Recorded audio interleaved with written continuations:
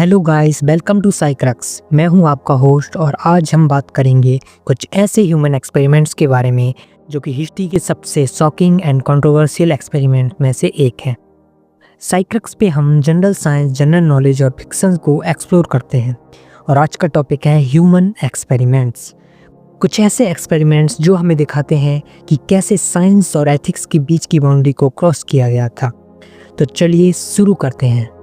Guys, आपने कई सारी मूवीज़ एंड वेब सीरीज़ के अंदर ह्यूमन एक्सपेरिमेंट्स को देखा होगा, जहाँ पे एक इंसान के अंदर सुपर पावर्स और सुपर ह्यूमन एबिलिटीज़ आ जाती हैं एक्सपेरिमेंट्स होने के बाद। लेकिन आप लोग क्या कहेंगे अगर मैं बोलूँ कि रियल लाइफ में जो एक्सपेरिमेंट्स हुए हैं वो इससे बिल्कुल ही अपोजिट और शॉकिंग है।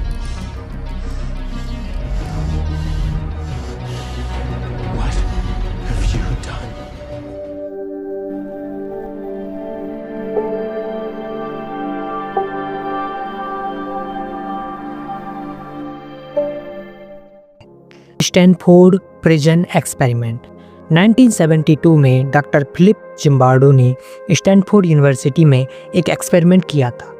इस एक्सपेरिमेंट का मोटिव ये जानना था कि पावर और अथॉरिटी मिलने के बाद ह्यूमन का बिहेवियर कैसा हो जाता है। Under this experiment sir Philip Zimbardo ने कुछ स्टूडेंट को सिलेक्ट किया था और उन स्टूडेंट को दो ग्रुप्स के अंदर डिवाइड कर दिया गया था। जो पहला ग्रुप था उन्हें गार्ड्स का रोल दिया गया था और जो दूसरा ग्रुप था उन्हें प्रिजनर्स का रोल दिया गया था। इस एक्सपेरिमेंट के अंदर एक ऐसा इन्वायरमेंट बनाया गया था जो कि बिल्कुल एक रियल जेल की तरह था, जहाँ पे जो गार्ड्स थे उन्हें फुल अथॉरिटी थी कि वो प्रिजनर्स को पनिशमेंट दे सकते हैं। ये एक्सपेरिमेंट 2 हफ्ते के लिए कंडक्ट किया गया था, लेकिन इसके पहले ही दिन जो गार्ड्स थे उन्होंने जो प्रिजनर्स थे उनके ऊपर एब्यूज और उनका हैरेसमेंट करना स्टार्ट कर दिया गया था और जो प्रिजनर्स थे उनका साइकोलॉजिकल ब्रेकडाउन होना शुरू हो गया था। यहाँ तक कि कई सारे प्रिजनर्स तो ज़ोर ज़ोर से चिल्लाने लगे थे और अजीब टाइप से रिएक्ट करने लगे थे। इस एक्सपेरिमेंट को जो कि 2 हफ्ते के लिए कंडक्ट किया गया था उसको एक ही हफ्ते में कैंसिल कर दिया गया था, क्योंकि जो प्रिजनर्स के बीच में जो इन्वायरमेंट था वो बहुत ही र्यूड हो चुका था। ये एक्सपेरिमेंट हमको ये दिखाता है कि पावर और अथॉरिटी मिलने के बाद ह्यूमन का बिहेवियर कैसा हो जाता है। मिलीग्राम ओबीडियंस एक्सपेरिमेंट 1961 में डॉक्टर स्टैनली मिलीग्राम ने एक एक्सपेरिमेंट किया था।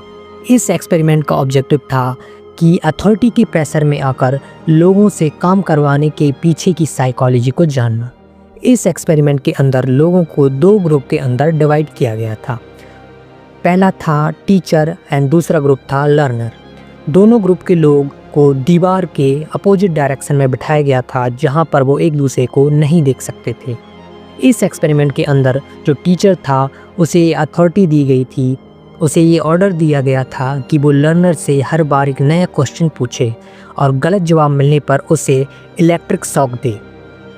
हर गलत जवाब के साथ इलेक्ट्रिक शॉक जो था उसका वोल्टेज बढ़ाया जाता था, जो कि 15 वोल्ट से 420 वोल्ट था। इस एक्सपेरिमेंट से डॉक्टर स्टैनली ने जाना कि लोग अथॉरिटी के प्रेशर में आकर कोई भी काम कर सकते हैं, चाहे कि वो अनएथिकल भी क्यों ना हो।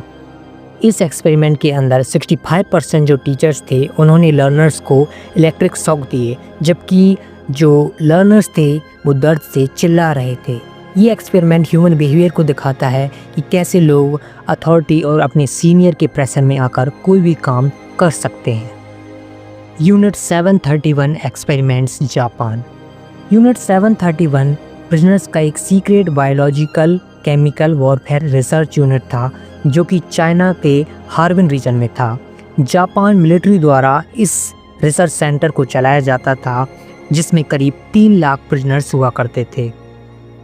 यूनिट 731 में जो एक्सपेरिमेंट किए गए वो पूरी दुनिया में सबसे ब्रूटल और सबसे इनह्यूमन एक्सपेरिमेंट के नाम से जाने जाते हैं।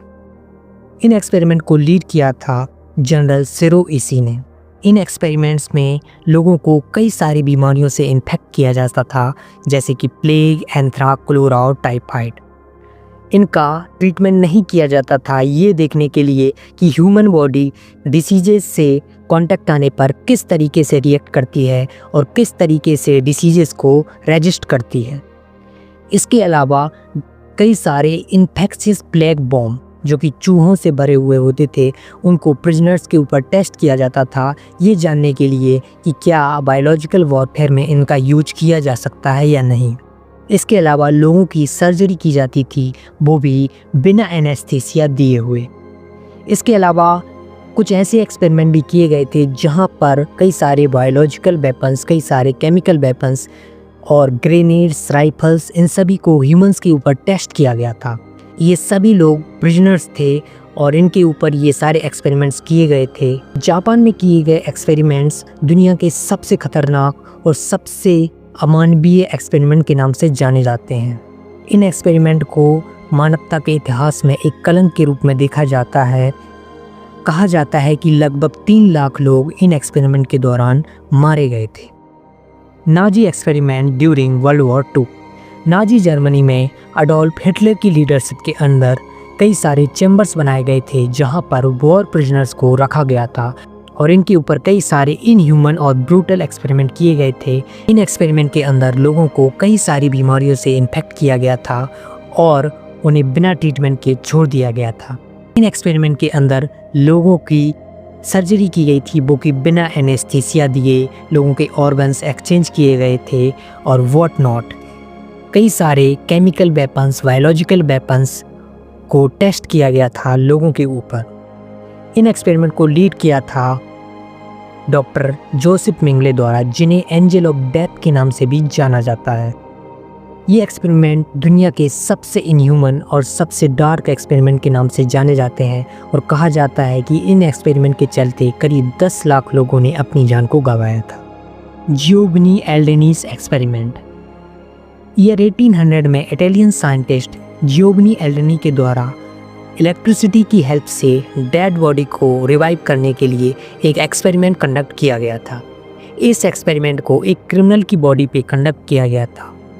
इस एक्सपेरिमेंट के अंदर एक इलेक्ट्रिक डिवाइस को बॉडी की मसल से कनेक्ट किया गया और जब उसके अंदर इलेक्ट्रिसिटी की सप्लाई दी गई तो रिजल्ट्स जो थे वो बहुत ही डरा देने वाले थे।